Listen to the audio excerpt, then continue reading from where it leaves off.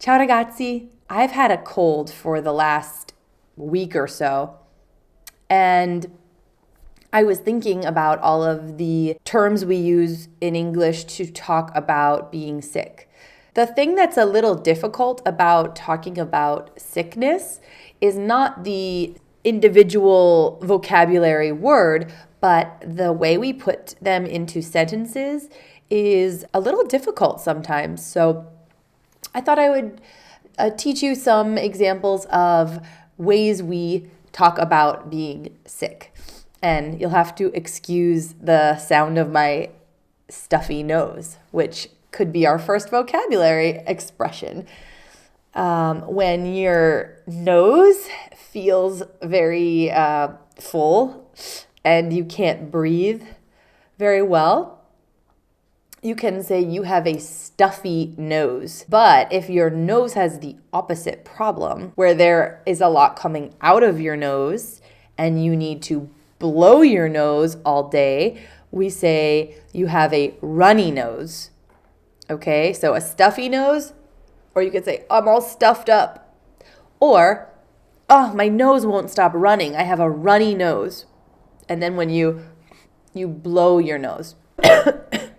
I have been coughing all day, every day for a week, and it's driving me crazy. You can say, I have a cough. I have a bad cough this week. Or, I'm coughing. Oh, I keep coughing. I can't stop coughing. It's pretty common to say, excuse me after you cough, but you don't need to. If you sneeze, which is achoo, if you sneeze, that you can say, excuse me after you sneeze, but what's very common is for another person to say something to you when you sneeze. And some people say, God bless you, but they don't usually say, God bless you. They might say it very quickly and it sounds something like, God bless you. I usually just say, bless you.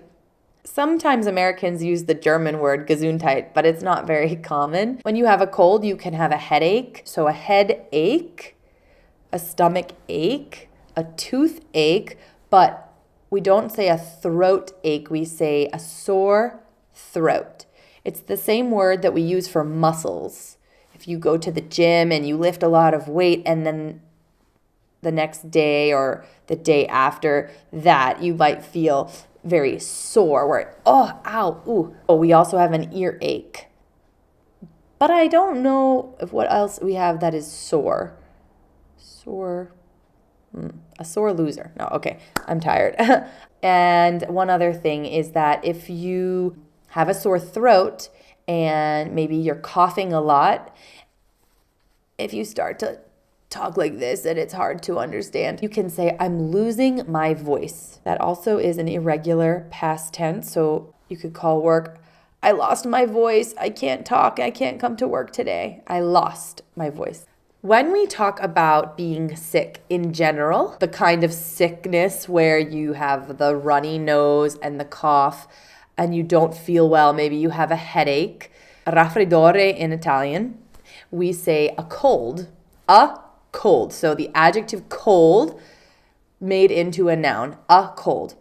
You can have a bad cold. You can have a severe cold. The verbs we use about a cold are interesting because you can have a cold.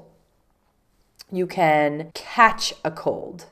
Catch is the verb catch a ball, which remember is irregular in the simple past. So last week I caught a cold. With sick, with the adjective sick, we don't say catch sick because sick is an adjective, not a noun. And so you say, I got sick. I got sick. It means I became sick. Get could probably be a whole different lesson because get has many uses in English. And sometimes it means become. And in this situation, it does mean become. I got sick last week. I caught a cold last week. But right now, I would say, right now I am sick. Right now I have a cold. If you have a fever, you would just say, I have a fever. Oh, I'm burning up. okay, if you're being very dramatic and you're very hot. Okay, influenza, which many people get and can be very serious, especially in the winter, it's very common. We do have the word influenza, but most people just say flu. The flu. I have the flu. If you have a different kind of being sick, because you can be sick but not have a cold or not have the flu, let's say you are sick in your stomach, okay, if you ate something bad or there are some kinds of viruses, we can say a stomach virus. Sometimes people say a stomach bug. It's more colloquial. Oh, I caught a stomach bug. You know that terrible feeling when your stomach hurts, you don't want to eat, and when it's very bad, you feel like you can't do anything. You can't even read a book. You just need to lie down and let that feeling go away. You're afraid that if you move too much, you might throw up. That feeling has a few different ways of saying it and pronunciation. So you could say the noun is nausea. I've also heard it pronounced nausea. It is written like nausea, but many people say nausea. And the adjective is either nauseated or nauseous. So you can say, oh, I feel nauseous, or I feel nauseated. If something you see is very disgusting and it makes you feel sick, you can say, that is nauseating, or that nauseates me, or that makes me nauseous. What happens if the nausea leads to the result you don't want, that you're trying to avoid? Sometimes it happens. Okay, that has many, many words. And as you can imagine, it has many slang words as well. So I'm not going to teach you all of those. Maybe in a different video we can do some fun slang. But I think for right now, I'll just tell you the most common words that I use for that, which is throw up. So yes, that's a phrasal verb.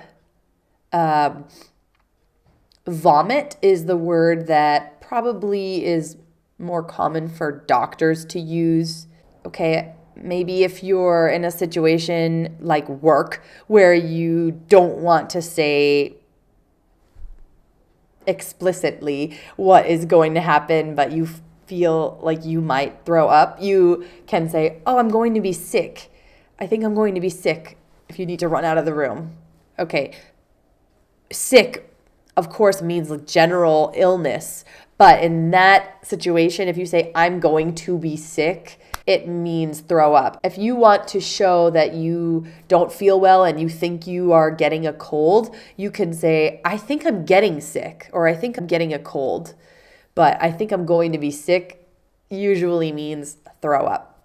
So vomit, throw up, going to be sick, and puke is probably the more common slang word that at least kids say, oh, you puked, gross. So that's it for today's lesson. I don't want to just list many, many words about sickness and illness because, of course, there are many more things I could say about that, but I was more interested in telling you the sentences that we use these words in, and in particular the ones that are a little difficult. Grazie, thank you so much for watching, and I will see you next time.